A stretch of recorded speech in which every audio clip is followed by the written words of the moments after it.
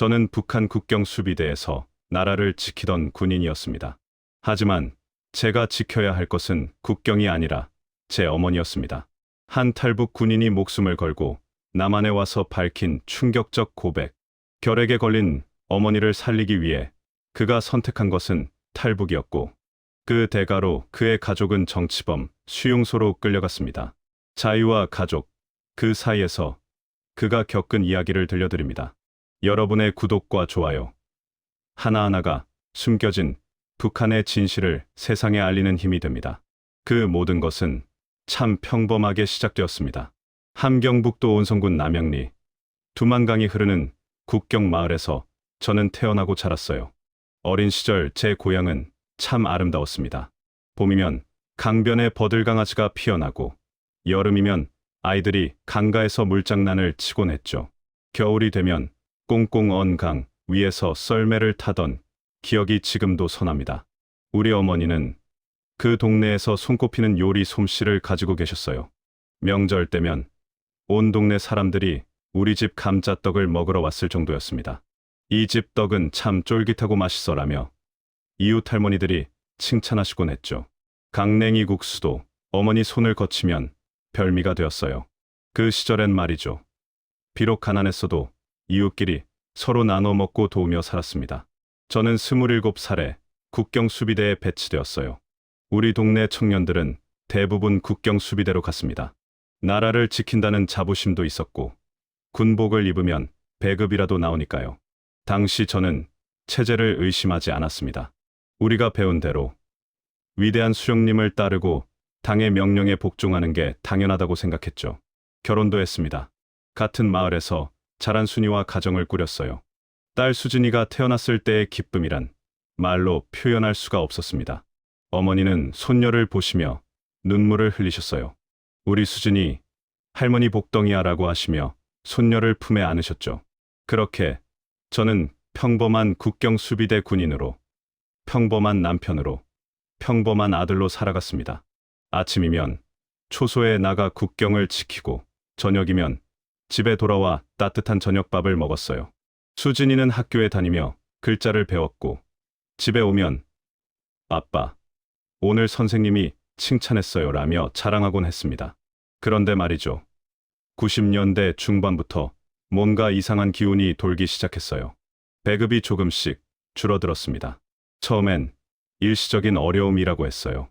당에서는 고난의 행군을 함께 이겨내자는 구호를 외쳤죠. 우리는 그저 참고 견디면 된다고 믿었습니다. 장마당에 나가보면 쌀값이 조금씩 올랐어요. 여보, 쌀값이 또 올랐네요 라고 아내가 걱정스럽게 말했습니다. 저는 괜찮아, 내가 뭐라도 구해올게라며 아내를 안심시켰지만 속으로는 불안했어요. 어머니는 그 무렵부터 기침을 자주 하셨습니다. 엄마, 괜찮으세요? 라고 물으면 어머니는 나이 들어서 그런가 보다 라며 손사래를 치셨어요. 그때만 해도 저는 큰 병인 줄 몰랐습니다. 그저 감기려니 생각했죠. 지금 돌이켜보면 그게 시작이었습니다. 우리 가족의 운명이 바뀌기 시작한 순간이었죠. 어머니의 기침이 점점 심해졌어요. 처음엔 그냥 감기려니 했는데 한 달이 지나도 나아지질 않았습니다. 밤이면 기침 소리에 온 집안이 깨곤 했죠. 엄마, 병원에 가보셔야겠어요 라고 제가 말씀드렸을 때 어머니는 고개를 저으셨어요. 병원에 가봤자 약도 없는데 뭐하러 가니? 그 말이 가슴에 박혔습니다. 여러분도 아시다시피 옛날 우리나라도 어려웠지만 그래도 병원에 가면 최소한 진료는 받을 수 있었잖아요. 그런데 북한은 달랐습니다. 병원 건물은 있어도 의사 선생님들조차 속수무책이었어요. 그래도 저는 어머니를 모시고 군 병원에 갔습니다. 국경 수비대 군인 가족이니까 군 병원에서는 봐주더라고요. 의사 선생이 청진기로 어머니 가슴을 한참 들여다보더니 심각한 표정을 지었어요. 결핵입니다. 그것도 꽤 진행된 상태예요. 그 말을 듣는 순간 하늘이 무너지는 것 같았습니다. 결핵이라니. 예전 같으면 약만 먹으면 나을 수 있는 병이라고 들었는데 의사 선생은 고개를 저었어요. 약이 없어요. 중국에서 들어오는 약이 있긴 한데 그걸 구하려면 말끝을 흐렸습니다. 얼마면 되나요? 제가 다급히 물었죠. 의사 선생은 주위를 살피더니 작은 목소리로 말했어요. 최소한 미와 200달러는 있어야 합니다. 200달러라니. 군인 월급으로는 평생 모아도 안 되는 돈이었어요. 그때 쌀 1kg이 북한 돈으로 1,000원 정도 했는데 미와 200달러면 상상도 할 수 없는 거금이었습니다. 집에 돌아오는 길, 어머니는 아무 말씀이 없으셨어요. 저도 말문이 막혔습니다. 어떻게 해야 할지 몰랐어요. 그날 밤, 아내 순이가 조용히 제 손을 잡았어요. 여보, 우리 어떡하죠? 순이도 눈물을 글썽이고 있었습니다. 며칠 뒤, 부대 동료 한 명이 저를 조용히 불렀어요. 철수야, 너 어머니 약 구해야 한다며? 제가 고개를 끄덕이자 그 친구가 주위를 살피며 말했습니다.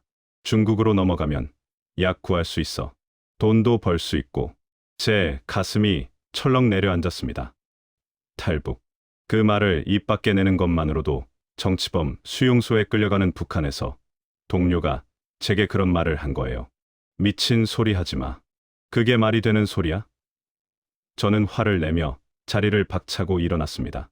하지만 그날 밤부터 그 말이 머릿속을 떠나지 않았어요. 어머니의 기침 소리가 들릴 때마다 동료의 말이 귓가에 맴돌았죠. 중국으로 넘어가면 약 구할 수 있어.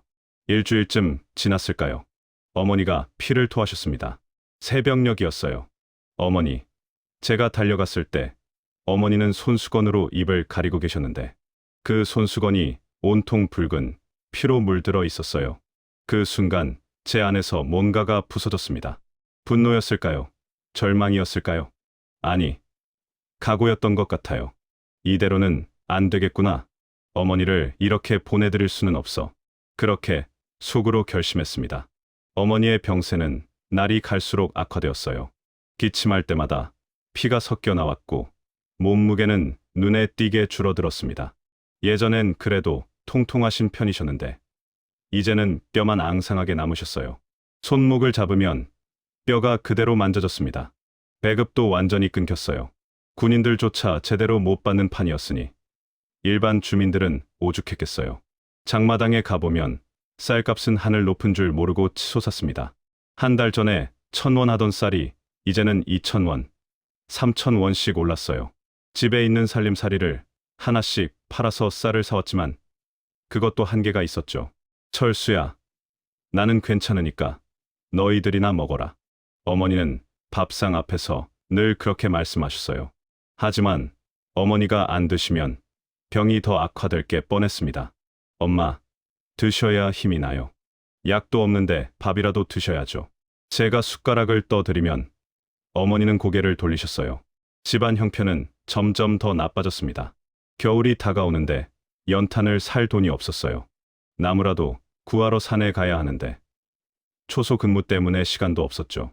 아내 순이는 추운 집에서 떨고 있는 딸 수진이를 안고 있었어요. 아빠, 추워요. 수진이가 그렇게 말할 때마다 가슴이 찢어지는 것 같았습니다. 그 시절 우리 동네에서는 죽는 사람이 하나둘씩 늘어났어요. 굶어 죽는 사람, 병들어 죽는 사람. IMF 때 우리나라도 어려웠다고 하지만 북한은 그보다 훨씬 더 심각했습니다. 길거리에 쓰러진 사람을 봐도 아무도 신경 쓰지 않았어요. 모두가 자기 살기에 바빴으니까요. 어느 날 밤, 부대 동료가 또 제게 다가왔어요.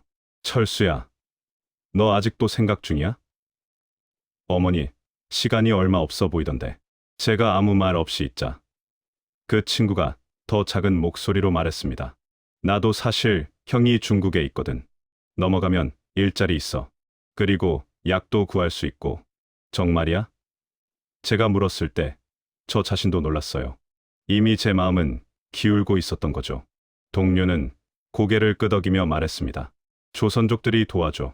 브로커도 있고 돈만 있으면 어머니 약 구하는 건 문제 없어. 그날 밤 저는 잠을 이룰 수가 없었어요. 한쪽에서는 어머니의 기침 소리가 들렸고 다른 한쪽에서는 딸아이가 추워서 칭얼대는 소리가 들렸습니다. 이대로는 안 되겠다. 이렇게 살 수는 없다. 그런 생각이 머릿속을 가득 채웠어요. 며칠 뒤 저는 결심했습니다. 동료를 다시 찾아가서 물었어요. 어떻게 하면 되는데? 그 친구는 제 어깨를 토닥이며 말했습니다. 잘 생각했어. 내가 연결해 줄게. 하지만 철수야, 이건 목숨 거는 일이야. 잡히면 총살이고 가족들도 정치범, 수용소에 끌려가. 알고 있었어요. 그 위험을 모를 리 없었죠. 하지만 어머니를 이대로 보낼 수는 없었습니다. 죽을 각오를 해야 했어요. 알아. 그래도 해야겠어. 어머니를 살려야 해. 제 목소리는 떨렸지만 결심은 확고했습니다. 그렇게 저는 돌이킬 수 없는 길로 들어서고 있었어요. 동료를 통해 브로커와 연결되었어요. 중국에 있는 조선족 브로커였습니다. 몇 번의 은밀한 접촉 끝에 계획이 잡혔죠. 보름달이 뜨지 않는 금은밤. 초소 교대 시간을 이용해서 두만강을 건너기로 했어요. 가장 힘든 건 가족에게 말하는 일이었습니다. 특히 아내 순이에게요. 어느 날 저녁, 수진이를 재운 후에 저는 순이를 조용히 불렀어요. 여보, 할 말이 있어. 부엌에 마주 앉았을 때 순이는 이미 제 표정에서 뭔가를 눈치챈 것 같았어요. 무슨 일이에요? 여보? 순이의 목소리가 떨렸습니다. 저는 한참을 망설이다가 입을 열었어요. 나 어머니를 모시고 중국으로 넘어가려고 해. 순이의 얼굴이 하얗게 질렸어요. 뭐라고요? 탈북을 하겠다고요? 순이가 제 팔을 붙잡았습니다. 안 돼요. 잡히면 총살당해요. 그리고 우리는 어떡하라고요? 수진이는요? 제 가슴이 찢어지는 것 같았어요. 미안해. 하지만 어머니를 이렇게 둘 수 없어. 중국 가서 약 구하고 돈 벌어서 너희들도 데려올게. 꼭 데려올게. 순이는 고개를 저으며 울기 시작했어요. 당신 가면 우리도 연좌제로 끌려가요. 정치범 수용소에 갈 거예요. 알고 있었어요. 북한에서는 한 사람이 탈북하면 3대가 처벌받는다는 거요. 우리 부모님 세대도 6.25 때 월남한 사람 가족들이 얼마나 고생했는지 이야기해 주셨잖아요. 그런데 저는 그 위험을 무릅쓰고 떠나려 하고 있었어요. 여보, 내가 성공하면 너희도 살 길이 생겨. 이대로 있으면 우리 모두 굶어 죽어. 제발 이해해줘. 제가 순이의 손을 잡았지만 순이는 손을 뿌리쳤어요. 이해할 수 없어요. 당신은 우리를 버리는 거예요. 그날 밤 저희 부부는 밤새 다투고 울었어요. 하지만 제 결심은 바뀌지 않았습니다.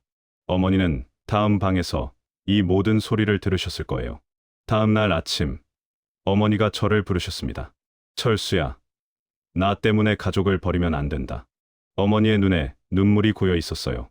엄마, 제가 엄마를 살려야 해요. 제발 같이 가요. 제가 어머니 손을 잡았을 때 어머니는 한참을 우셨습니다. 며칠 후 떠나는 날이 왔어요. 새벽 2시. 온 식구가 깨어 있었습니다. 수진이는 무슨 일인지 모른 채 졸린 눈으로 저를 바라봤어요. 아빠, 어디 가요? 수진이가 물었을 때 저는 대답할 수가 없었습니다. 아내 순이는 말없이 제 옷가지를 싸주었어요. 손은 떨리고 있었지만 한마디도 하지 않았죠. 다 싸고 나서 순이가 작은 목소리로 말했어요. 살아서, 꼭 살아서. 더 이상 말을 잇지 못하고 울음을 터뜨렸습니다. 수진이를 한 번 꼭 안았어요. 수진아, 아빠가 곧 돌아올게. 엄마 말씀 잘 들어야 해. 수진이는 고개를 끄덕였지만 눈에는 눈물이 가득했어요. 겨우 7살밖에 안 된 아이가 이별의 의미를 아는 듯했습니다. 어머니를 부축해서 일으켰어요. 어머니는 너무 약해지셔서 걷기도 힘들어 하셨죠. 엄마, 힘내세요. 조금만 참으세요. 현관문을 나설 때 뒤를 돌아봤습니다. 순이가 수진이를 안고 서 있었어요. 그 모습이 제 마지막 기억입니다. 그렇게 저는 사랑하는 가족을 남겨두고 떠났습니다. 금은밤이었어요. 달도 별도 없는 캄캄한 밤이었습니다. 어머니를 부축해서 강변으로 향했을 때 제 심장은 터질 듯이 뛰고 있었어요. 초소 교대 시간은 11시 30분. 그때부터 정확히 15분 동안만 감시가 약해진다고 동료가 귀띔해줬죠. 강변에 도착했을 때 브로커가 기다리고 있었어요. 빨리 움직여야 해요. 시간이 없어. 브로커의 목소리는 긴박했습니다. 두만강은 그 시절에도 좁은 편이었지만 물살이 세고 차가웠어요. 엄마, 제 등에 업히세요. 꼭 붙잡고 계셔야 해요. 어머니를 업었을 때 어머니 몸이 너무 가벼워서 놀랐어요. 새처럼 가벼웠습니다. 병으로 살이 다 빠지신 거죠. 철수야, 미안하다. 엄마 때문에. 어머니가 제 등에 대고 속삭이셨어요. 엄마, 아무 말씀 마세요. 힘 아껴야 해요. 저는 강물 속으로 천천히 들어갔습니다. 11월 강물이었어요. 얼음장같이 차가운 물이 발목을, 무릎을, 허리를 타고 올라왔습니다. 온몸이 얼어붙는 것 같았어요. 어머니를 단단히 업은 채로 강을 건너기 시작했어요. 물살이 새서 몇 번이나 비틀거렸습니다. 발밑에 돌들이 미끄웠어요. 하느님, 부처님, 제발 무사히 건너게 해주세요. 마음속으로 기도했습니다. 하늘에 계신 아버지께도 빌었어요. 아버지, 저희를 지켜주세요. 강 중간쯤 왔을 때였어요. 갑자기 저 멀리서 손전등 불빛이 보였습니다. 순찰대였어요. 제 심장이 멎는 줄 알았어요. 엄마, 숨 죽이세요. 움직이면 안 돼요. 저는 물속에 더 낮게 웅크렸습니다. 손전등 불빛이 강물 위를 훑고 지나갔어요. 제 머리 바로 위를 스쳐 지나갔습니다. 숨도 못 쉬고 있었어요. 어머니도 제 등에서 꼼짝하지 않으셨죠. 그 순간이 마치 한 시간처럼 길게 느껴졌습니다. 다행히 순찰대는 지나갔어요. 불빛이 멀어지자 저는 다시 천천히 움직이기 시작했습니다. 하지만 추위 때문에 몸이 말을 듣지 않았어요. 다리가 얼어서 감각이 없었습니다. 조금만 더. 이를 악물고 전진했어요. 어머니가 제 등에서 힘없이 말씀하셨어요. 철수야, 엄마는 여기서 내려놔라. 너라도 살아야지. 엄마, 정신 차리세요. 거의 다 왔어요. 제가 소리쳤지만 어머니는 점점 힘이 빠지고 계셨어요. 공포가 엄습했습니다. 이대로 어머니를 잃을 수는 없었어요. 저는 있는 힘을 다해 강을 건넜습니다. 발이 땅에 닿지 않을 때는 헤엄을 쳤어요. 한 손으로 어머니를 붙잡고 한 손으로 물을 헤쳤습니다. 그렇게 얼마나 지났을까요? 마침내 제 발이 맞은편 강변의 흙을 밟았어요. 엄마, 다 건넜어요. 여기가 중국이에요. 저는 어머니를 내려놓고 급히 어머니 얼굴을 살폈습니다. 어머니는 의식이 희미하셨지만 아직 숨을 쉬고 계셨어요. 브로커가 달려와서 우리를 일으켰어요. 빨리 움직여야 해요. 중국 공안이 순찰 돌아요. 저는 어머니를 다시 업고 어둠 속으로 뛰었습니다. 온몸이 얼어붙었지만 살았다는 안도감이 밀려왔어요. 우리는 살아서 두만강을 건넜습니다. 하지만 이건 시작에 불과했어요. 브로커를 따라 1시간쯤 걸었을까요? 어느 조그만 집에 도착했어요. 중국 땅이었지만 간판의 글씨는 한글이었습니다. 조선족이 사는 마을이었죠. 브로커가 문을 두드렸고 할아버지 한 분이 문을 여셨어요. 들어오시게. 어서 들어와. 할아버지는 우리를 안으로 들이시며 주위를 살피셨어요. 집 안은 따뜻했습니다. 난로에 불이 타고 있었고 할머니께서 뜨거운 물을 끓이고 계셨죠. 아이고, 이 사람들 봐라. 얼어 죽겠네. 할머니가 우리를 보시며 혀를 차셨어요. 할머니는 어머니의 젖은 옷을 벗기시고 마른 옷을 입혀주셨습니다. 저에게도 마른 옷을 주셨어요. 빨리 갈아입고 이것 좀 마셔. 할머니가 건네준 건 뜨거운 강냉이 차였어요.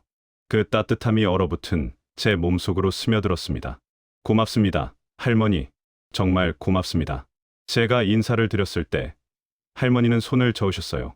우리가 다 같은 핏줄 아니가. 어려울 때 서로 도와야지.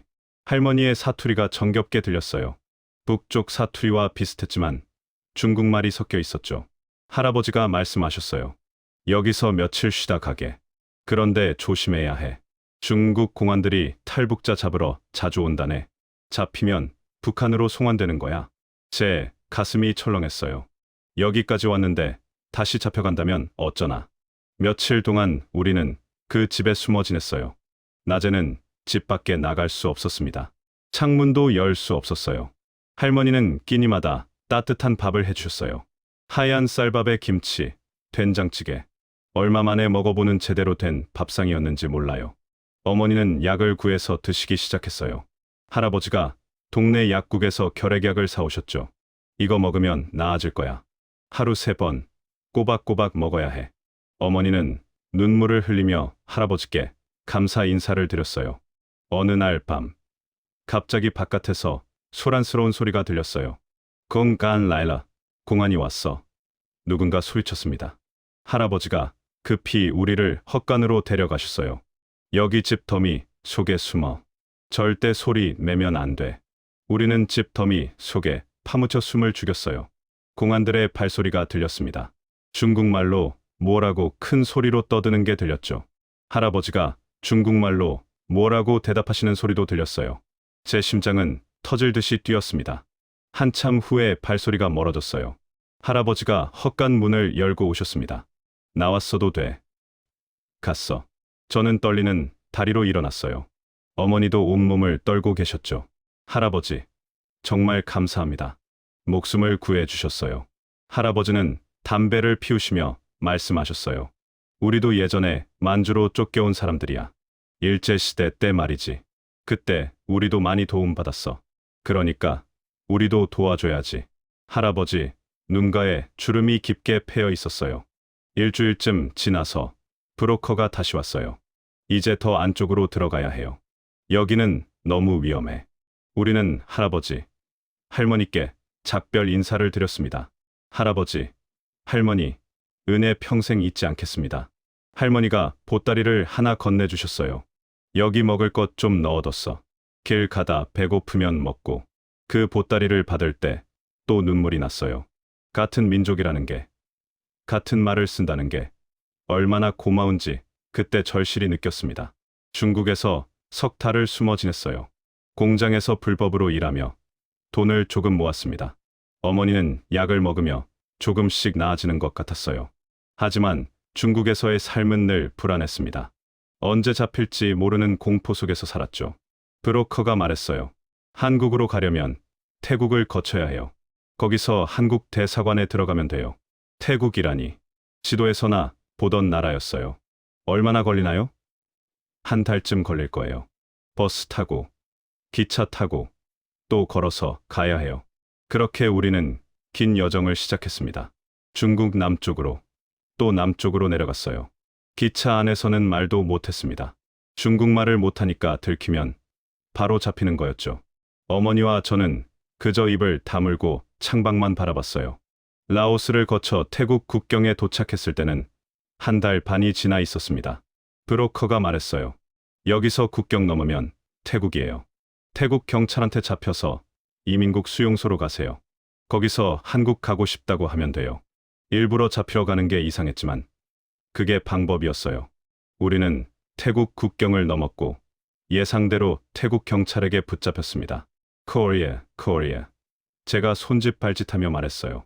경찰들은 우리를 차에 태워 이민국 수용소로 데려갔죠. 이민국 수용소는 큰 건물이었어요. 거기엔 우리 같은 탈북자들이 많이 있었습니다. 모두들 한국에 가기를 기다리고 있었죠. 여기서 얼마나 있어야 하나요? 제가 물었을 때 다른 탈북자가 말했어요. 빠르면 2달, 늦으면 반년도 걸려요. 어머니는 수용소에서 계속 약을 드셨어요. 한국 선교사님들이 와서 약을 나눠주고 음식도 주셨습니다. 힘내세요. 곧 한국 가실 수 있어요. 선교사님들의 말에 희망이 생겼어요. 하지만 어머니의 상태가 다시 나빠지기 시작했어요. 기침이 심해졌고 또 피를 토하셨습니다. 엄마, 조금만 참으세요. 한국 가면 좋은 병원에서 치료받을 수 있어요. 제가 어머니 손을 잡고 말했지만 어머니는 힘없이 고개를 끄덕이실 뿐이었어요. 어느 날 밤이었어요. 어머니가 제 손을 꼭 잡으셨습니다. 철수야. 네. 엄마. 미안하다. 엄마 때문에. 너희 가족이. 엄마. 그런 말씀 마세요. 우리 한국 가서 다 같이 살 거예요. 하지만 어머니는 고개를 저으셨어요. 엄마는 이제 힘들다. 엄마. 안 돼요. 정신 차리세요. 제가 소리쳤지만 어머니는 천천히 눈을 감으셨어요. 순이하고 수진이한테 미안하다고 전해라. 엄마. 엄마. 제가 아무리 불러도 어머니는 대답이 없으셨어요. 수용소 사람들이 달려왔습니다. 선교사님도 오셨어요. 하지만 어머니는 그렇게 돌아가셨습니다. 제 품 안에서요. 자유를 눈앞에 두고요. 그날 밤 저는 어머니 곁에서 밤새 울었어요. 어머니를 살리려고 여기까지 왔는데 결국 어머니를 잃었습니다. 무엇을 이해한 탈북이었을까요? 가족도 잃고 어머니도 잃고 며칠 후 더 큰 충격이 왔어요. 북한에서 온 소식이었습니다. 제가 탈북한 후 아내 순이와 딸 수진이가 정치범 수용소로 끌려갔다는 거였어요. 연좌제로요. 그 소식을 들었을 때 저는 그냥 주저앉아 버렸어요. 모든 게 무너져 내렸습니다. 제가 가족을 지키려다가 가족을 파멸시킨 거였어요. 어머니를 태국 땅에 묻고 석 달 후에 저는 한국행 비행기에 올랐어요. 생애 처음 타보는 비행기였습니다. 창밖으로 구름이 보였어요. 하얀 구름 위를 날고 있었죠. 어머니, 여기 보세요. 우리 구름 위를 날고 있어요. 속으로 어머니께 말씀드렸습니다. 인천공항에 도착했을 때가 2006년 봄이었어요. 여기가 대한민국입니까? 공항 직원분께 물었을 때 그분이 미소를 지으며 말씀하셨어요. 네. 여기가 대한민국입니다. 환영합니다. 그 말을 듣는 순간 눈물이 왈칵 쏟아졌어요. 하나원이라는 곳에서 석 달 동안 교육을 받았습니다. 남한 말투도 배우고 생활 방식도 배웠어요. 처음엔 모든 게 신기했습니다. 스마트폰이라는 걸 처음 만졌고 인터넷으로 세상 모든 걸 볼 수 있다는 게 놀라웠어요. 마트에 갔을 때가 가장 충격적이었어요. 물건이 넘쳐났습니다. 쌀도, 고기도, 과일도, 온갖 것들이 산더미처럼 쌓여 있었죠. 이게 다 진짜예요? 안내해 주시던 선생님께 물었을 때 선생님은 웃으며 말씀하셨어요. 네. 다 사실 거예요. 여기선 이게 당연한 거예요. 24시간 문 여는 편의점도 신기했어요. 밤 11시에 배가 고파서 나가는데 불이 환하게 켜져 있고 문이 열려 있더라고요. 지금 문 열어도 되나요? 제가 조심스럽게 물었을 때 점원이 웃으며 말했어요. 네. 24시간 영업해요. 하지만 적응하기 힘든 것들도 많았어요. 말투가 달랐습니다. 저는 동무라고 했는데 여기선 친구라고 하더라고요. 음식 맛도 달랐어요. 같은 김치인데 남쪽 김치는 더 달고 덜 짜요. 처음엔 입에 안 맞아서 힘들었습니다. 무엇보다 힘든 건 외로움이었어요. 밤이면 가족 생각이 났습니다. 순이는 지금 어디서 무엇을 하고 있을까요? 수진이는 얼마나 컸을까요? 지금 18살쯤 되었을 텐데 정치범 수용소에서 살아있기나 할까요? 어머니, 산소에도 갈 수 없었어요. 태국에 있는 어머니 무덤에요. 명절 때마다 그쪽을 향해 절을 올렸습니다. 엄마, 저 여기 잘 살고 있어요. 걱정 마세요. 혼자 방에서 울었어요. 가끔 텔레비전에서 북한 소식이 나올 때면 숨을 죽이고 봤습니다. 혹시 제 가족 소식이 나올까 싶어서요. 인터넷으로도 북한 소식을 찾아봤어요. 정치범 수용소 이야기를 보면 가슴이 찢어졌습니다. 지금 저는 작은 식당에서 일하고 있어요. 주인 아저씨가 탈북자라는 걸 알면서도 써주셨죠. 힘들었겠네. 여기서 새로 시작해봐. 그 말에 얼마나 고마웠는지 몰라요. 이제 한국 생활한 지 10년이 넘었습니다. 말투도 많이 고쳐졌고 여기 생활에도 적응했어요. 하지만 여전히 저는 온전한 사람이 아닙니다. 제 마음 한쪽은 항상 북쪽을 향하고 있어요. 통일이 되면 좋겠습니다. 우리 세대의 통일을 볼 수 있을까요? 통일이 되면 가장 먼저 하고 싶은 게 있어요. 고향 남양리에 가는 거예요. 어린 시절 뛰어놀던 두만강변에 가서 어머니가 만들어주시던 감자떡 생각하며 강물을 보고 싶어요. 그리고 순이와 수진이를 찾고 싶어요. 살아있다면요. 그들에게 진심으로 사과하고 싶습니다. 미안해. 너희를 지키지 못해서. 제발 살아있어 줘. 자유는 소중합니다. 여기 와서 절실히 느꼈어요. 마음대로 말하고, 마음대로 움직이고, 먹고 싶은 걸 먹을 수 있다는 게 얼마나 감사한 일인지요. 하지만 그 자유가 때로는 무겁습니다. 가족을 희생시키고 얻은 자유니까요. 북한에 계신 여러분, 제발 힘내세요. 언젠가 우리 다시 만날 날이 올 거예요. 그때까지 살아남아 주세요. 통일이 되면 우리 모두 한자리에 모여서 밥 한 끼 같이 먹어요. 그게 제 소원입니다.